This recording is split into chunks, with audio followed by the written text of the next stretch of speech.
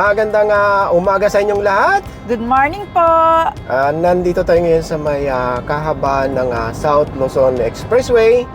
At mag-update tayo ng mga bagong open na mga kalsada dito sa bandang South. Ngayon nga pala ay January 31 na! Yes, sweldo ngayon da. Sweldo. At bukas ay February na. Advance Happy Valentine's. Ay, gusto ko yan.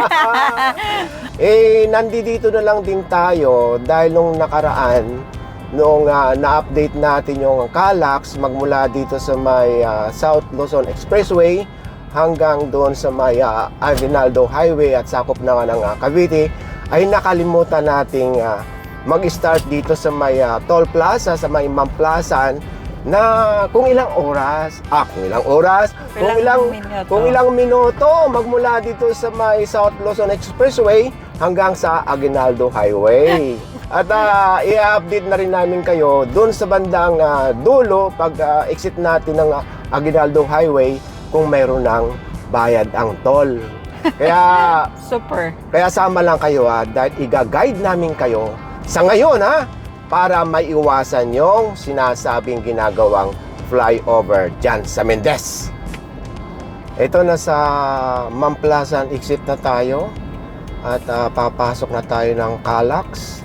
Sa mga bago nating kasamaan sa Galan, ang ibig sabihin ng Calax ay ano, sweetie? Calamba, Laguna Expressway. Tama? Ay, Cavite, Laguna Expressway pala. Sorry. Tama ba? Hala, nabigla na naman ako. Ano ba yun? Cavite, Laguna Expressway! Ito, tanda mong oras natin paglampas dito sa toll, mag-oras ka na. At itong Calax ay mayroong habang 45 kilometers magmula nga dito hanggang sa may Cavite. Okay, nag-load tayo ng ating RFID. So, i-consider na nating 10 o'clock. Okay, sige.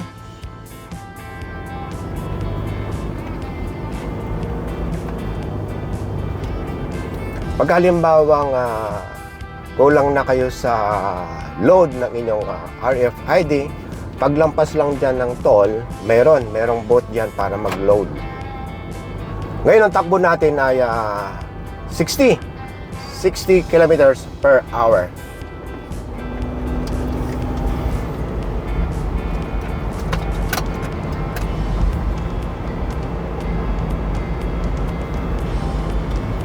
Noong nakaraang update natin dito sa Calax, mayroong nag-cross na dito na bridge. Hindi natin alam kung para saan yon, kung saan papunta. Comment lang kayo mga kabayan kung ano nga ba itong bridge na kung saan magko-cross tayo.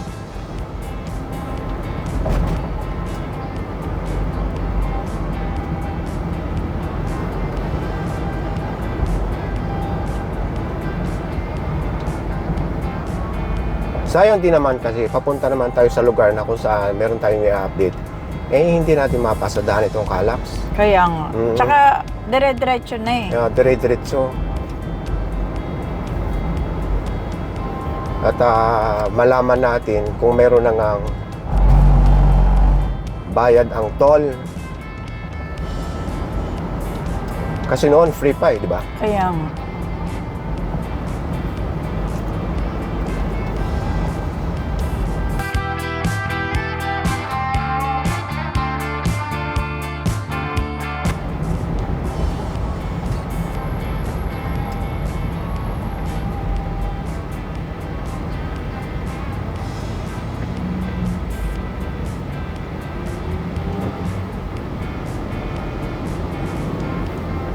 Kasi nag-start tayo nung vlog natin doon na sa may Sa may ginagawa na talaga. doon sa may Santa Rosa. Kaya nga. Oo. Tama nga naman yung ating mga kabayan. Dapat dyan tayo nag-start.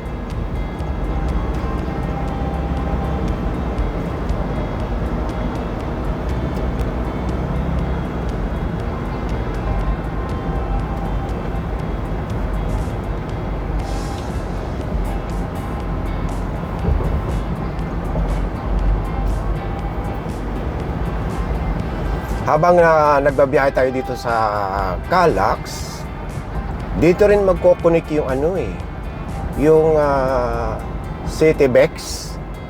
Bago Oh. yun? Oo, bago yun. Ibig sabihin ng Citybex, Cavite, Tagaytay, Batangas, Expressway. Galing ha. Oo, mahaba yun. Kaya nga. Nasa kulang-kulang 50 kilometers yun. Kung di ako nagkakamili ay 46.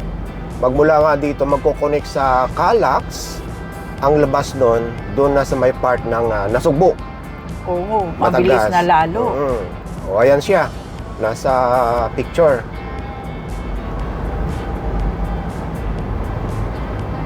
Comment lang kayo mga kabayan kung meron nga portion ng Citybex ang yung construction para ma-update natin.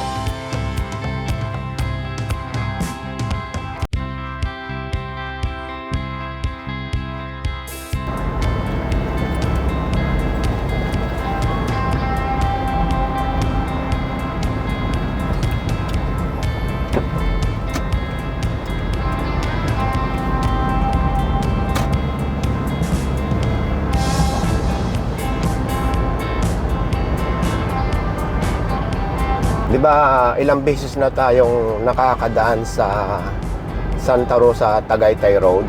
Napapansin mo? Mga ilang taon pa, busy road na yan. Dahil start pa lang ngayon, grabe yung mga tinatayong mga establishment dyan sa may gilid ng kahabaan ng Tagaytay Santa Rosa Road, di ba?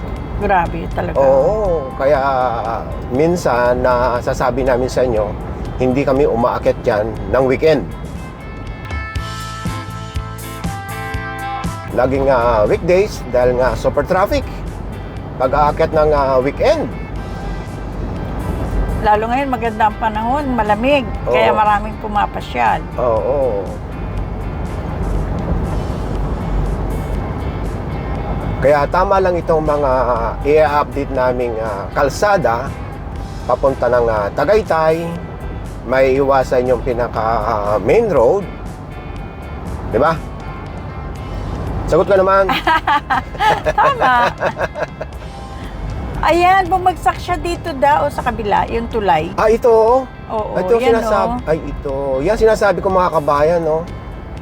Para hindi nga tumawid lang. Parang sa kanila talaga yun. Oo, ito. Di ba? Papunta doon sa may mga industrial factory or industrial park.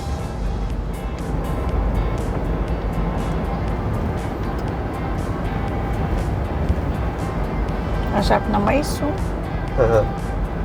Nilaga.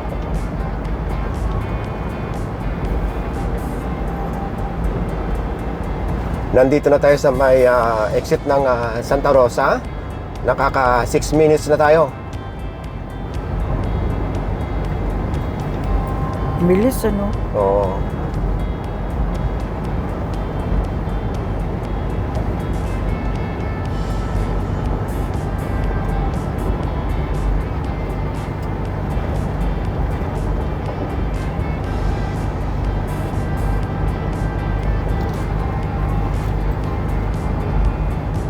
So after nating ma-update itong Calax, ang mga susunod na portion naman ng Calax doon sa may part na ng Emilio Aguinaldo, Oo. sa may open canal, saka doon na sa may Naik. Ito na, nakita ko na naman yung mga mansion ko daong. Ganda-ganda Oo. talaga. Parang ang kulay niya parang anong tawag dito? Sa mga bahay sa United States, di ba ganyan ang mga kulay? Mm-mm. Sa ibang bansa. O ito. Diretso tayo, ha?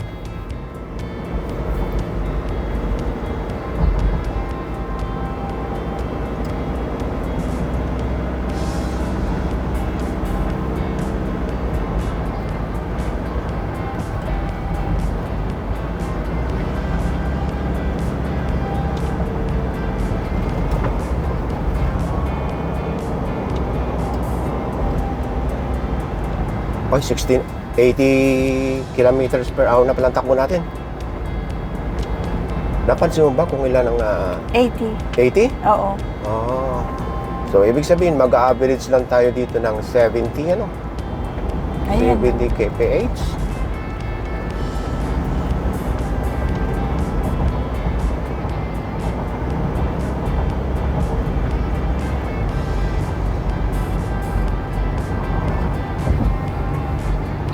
Dito ako titingin ng oras ko sa relo ko. Sa'yo? Mm-mm. Oo, sige.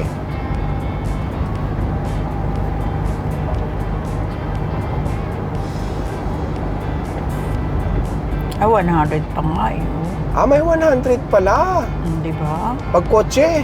Ay, bilisan natin. Haha, Oo. pwede! Oo, ganun pala eh.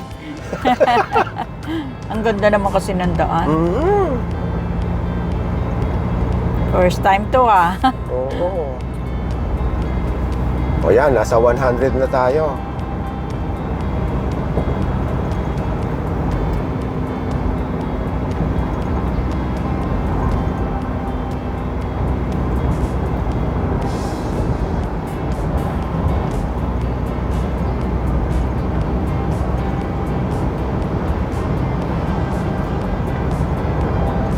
Di ba? Walang ka-traffic oh. Ang sarap magpatakbo sa ganito. Umihirit pa eh. Oo, umihirit pa yung aking sasakyan eh. Kailangan bilis nating makarating. Okay lang, para malaman nila. Kaya nga, Oo. tama lang yun. Oo. Silang.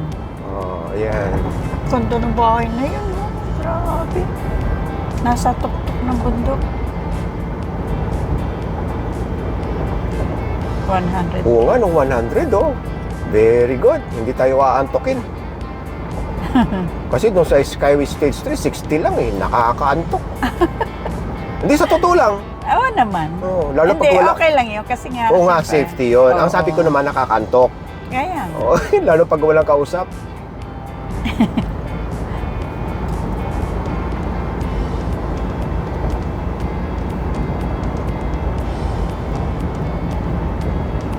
Ang ganda ng bahay dito.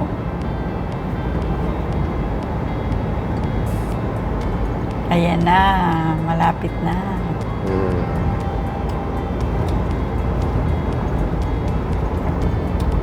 Dito yata tayo nag-start noon eh. Oo. Hindi sa Santa Rosa. Dito nga. Kasi dito yung ano eh. Oo, dito yung nag-open. Mm-mm. So, dyan na kayo exit sa Kabayanan Silang ha. Dahil dito, wala na. Aguinaldo Highway na ang labas natin. At mas maganda, may mga ilaw na talaga siya. Oo. Kompleto na siya. Sarap bumiyay dito sa gabi. Mm. No? Mm.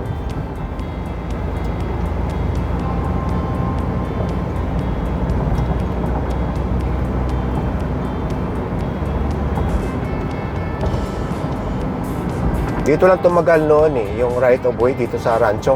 Oo, ito yung Oh. sinasabi mo. Yung rancho. Nahati yung rancho niya eh. Kaya nga, paano kaya yun? Ay, Pwede naman yun magpatayo na lang ng tulay, di ba? Oh, ayun, tulay. Doon tatawid ang kabayo. Kaya nga. Kaya yun, basta mayaman ka. Yun, parang ganyan din. Oo. Diyan tatawid ang kabayo. Grabe. Malapit lang, baka kanila pa nga rin yun eh. Ay.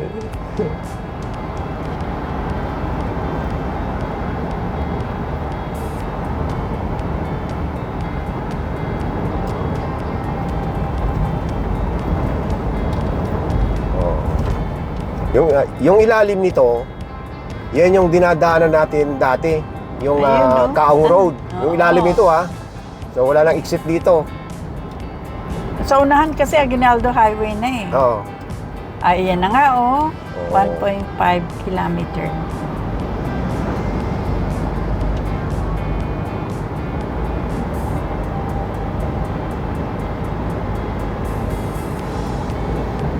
Oh, Ima- 18 na lang din. O imaginein mo, South Luzon Expressway nag-connect sa may Aguinaldo Highway. Grabe ano? Oo, Ang hindi ka naiikot kung saan-saan. Wala ka traffic. Oo. Kaya saan ka pa? Oo.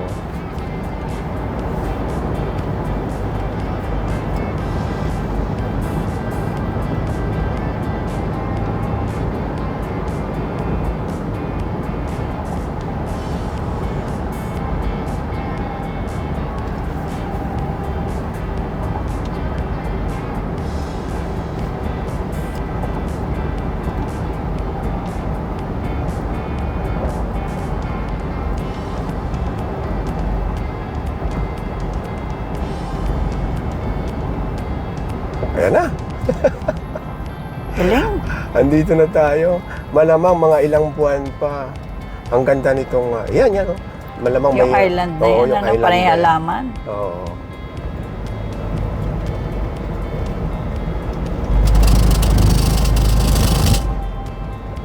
Meron na kaya? Ano sa palagay mo? Pustahan tayo? Wala pa. Wala pa? Kasi walang bari, yung walang bumababa at umaakit-akyat. Oo nga. Ay, meron, Meron na! na! Oo, meron na? Oo, meron na. Wala pang presyo nakalagay, oh. Wala pa. Oh, pero may ano lang siya, stop. Stop? Oo. Tignan natin kung meron dito. Mayroon, oh. May bayad na, 64. 64! Ah. 64! Oh, di ba? May bayad Oh, na. yun. At ang oras natin ay... Uy, almost 16 minutes. 16 minutes? Oo, ang takbo natin hanggang dito. Oo, yan. 16 minutes lang mga kabayan. Nasa Aguinaldo Highway na. Oo. At 64 pesos ang bayad.